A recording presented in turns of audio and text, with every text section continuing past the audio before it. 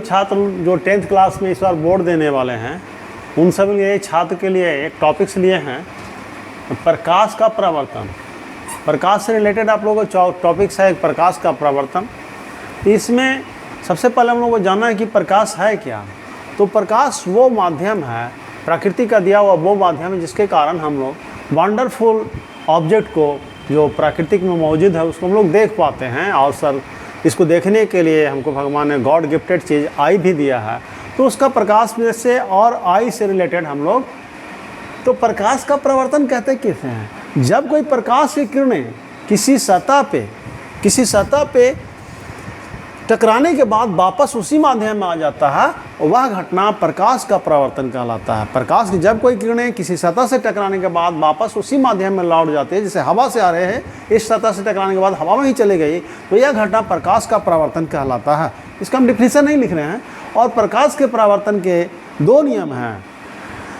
इसको हम लोग प्रैक्टिकल के द्वारा देखा गया है कि इसमें दो नियम है। पहला नियम क्या है कि जो किरण सतह की ओर आती है उसको आपतित किरण कहते हैं।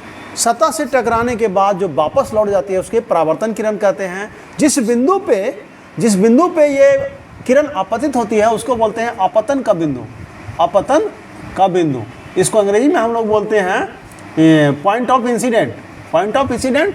इंसिडेंट रे, रिफ्रैक्टेड रे और पॉइंट ऑफ इंसिडेंट। अब यहाँ पर इस बिंदु पर अगर जो अभिलंब डालते हैं हम लोग इसको बोलते हैं अभिलंब। तो अभिलंब है आपतित किरणें और अभिलंब के जो बीच का कोण बनता है इसको हम कहते हैं आपतन का कोण। इसको एंगल ऑफ इंसिडेंट कहते हैं।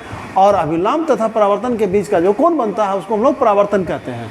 तो परावर्तन के नियमानुसार दो नियम इसका है। पहला परावर्तन के नियम के अनुसार कि आपतित किरणें, परावर्तित किरणें तथा आपतन बिंदु पर डाला गया अभिलंब तीनों एक ही समतल में होता है। अगर सपोज डेट कर लीजिए कि ये आपतन ये एक ही समतल में, जैसे बोर्ड है, आपतित किरण में बोर्ड में सारा कुछ आ रहा है, बोर्ड में यह जो है आपतित किरण भी है, परावर्तित किरण भी है और अभिलंब भी है, तो तीनों एक ही समतल में आते हैं।